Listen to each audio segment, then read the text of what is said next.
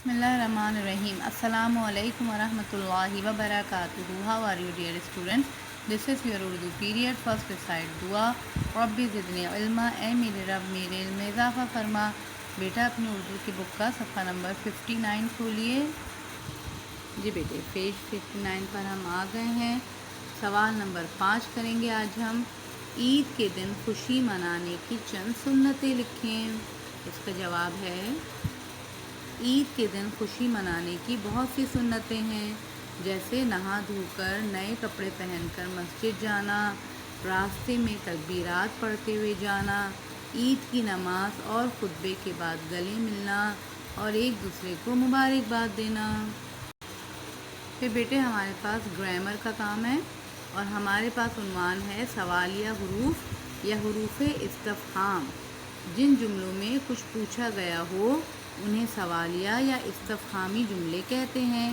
ان میں حروف کیا، کہاں، کب، کیوں، کسے، کس، کون استعمال ہوتے ہیں اور جملے کے آخر میں سوالیہ نشان لگایا جاتا ہے. سوالیہ حروف کون سے ہوتے ہیں؟ جن سے پتہ چلتا ہے کہ یہ ایک سوال ہے، یہاں پہ کچھ پوچھا جا رہا ہے. مثال کے طور پہ کیا، کہاں، کب، کیوں، کس، کسے، کون. اور ان جملوں کے آخر میں سوالیہ نشان بھی لگایا جاتا ہے. سوال نمبر 6 دیکھتے ہیں. درج ذیل سوالیہ جملوں کو مناسب استفہامیہ حروف لگا کر مکمل کریں. جیسے مثال کے طور پہ نمبر 1 یہ سائیکل ڈیش کی ہے، تو انہوں نے کیا لکھ دیا؟ کس. یہ سائیکل کس کی ہے. اب نمبر 2 دیکھتے ہیں.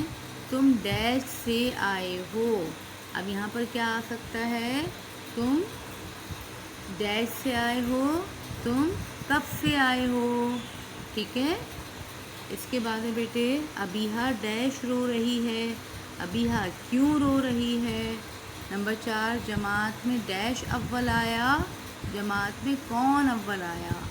نمبر 5 چھت پر ڈیش ہے. چھت پر کون ہے. نمبر 6 یہ کتاب ڈیش پھٹ گئی. یہ کتاب کیسے پھٹ گئی. یہ کتاب کیوں پھٹ گئی. اور نمبر 7 گاڑی ڈیش تک آئے گی. اس کو آپ خود مکمل کیجئے.